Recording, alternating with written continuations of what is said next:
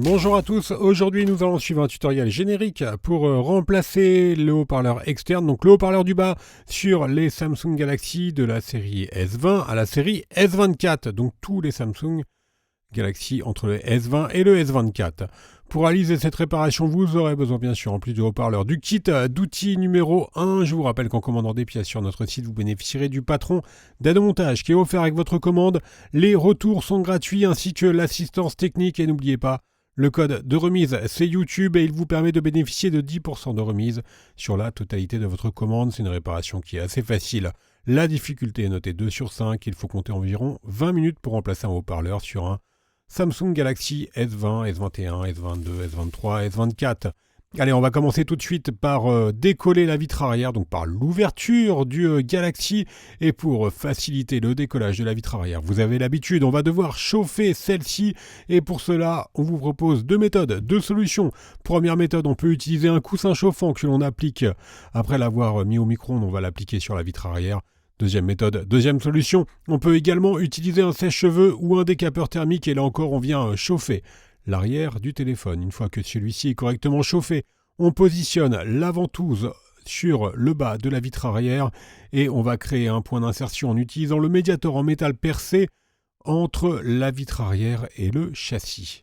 Une fois qu'on a créé un point d'insertion, on retire notre médiator en métal percé et on insère deux médiators en plastique et on va donc utiliser ces médiators en plastique pour décoller notre vitre arrière. Alors je vous rappelle que cette méthode elle est valable pour tous les Galaxy entre la série S20 à S24 compris, donc les S20 FE également, donc toute la série des FE également et bien sûr les Ultra.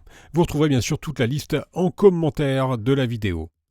Alors maintenant, une fois qu'on a fini de décoller notre vitre arrière, on a un accès direct à l'intérieur du téléphone et dans la deuxième étape, nous allons pouvoir déconnecter la batterie et également la nappe de recharge par induction.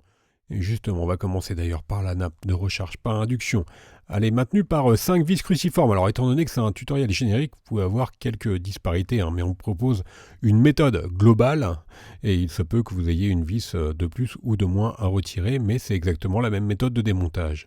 Ensuite, on va devoir chauffer le bas de la nappe de recharge par induction pour pouvoir la décoller.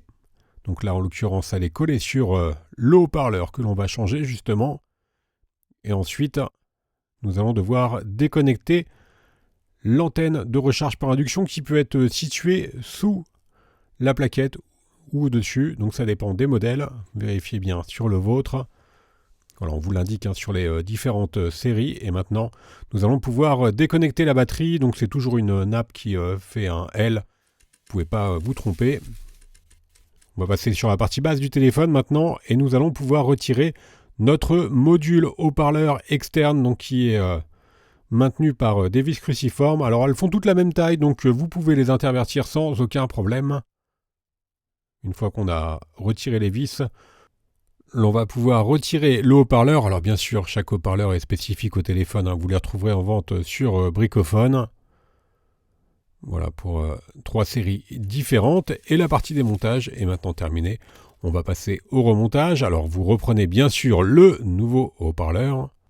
Alors à noter que sur ces séries, les téléphones sont stéréo. Donc en fait, vous avez deux haut-parleurs. Vous avez le haut-parleur principal, celui du bas, et vous avez également l'écouteur de l'oreille qui fait office d'écouteur de l'oreille et également deux haut-parleurs. Nous avons refixé notre haut-parleur principal. On va pouvoir maintenant reconnecter la batterie. Donc la nappe, elle est soit à la gauche, soit à droite. Vous avez vu tout à l'heure. On reprend maintenant notre nappe de recharge par induction. Alors n'oubliez pas de la reconnecter évidemment si le connecteur est situé sous le cache. On refixe le cache justement à l'aide des vis cruciformes. Ensuite, si vous ne l'avez pas encore fait, il va falloir recoller sur la partie basse et bien sûr reconnecter la nappe de recharge par induction. Il ne nous reste plus qu'à refermer le téléphone, donc on va devoir recoller la vitre arrière que l'on avait décollée. Au préalable, il faudra enlever les stickers restants sur la vitre arrière. Ensuite, nous on va recoller avec de la colle B7000 qui est incluse dans le kit d'outils. Elle est livrée avec un applicateur, on met un filet de colle sur tout le contour du châssis. Faites attention bien sûr de ne pas mettre de colle sur les lentilles des appareils photo arrière.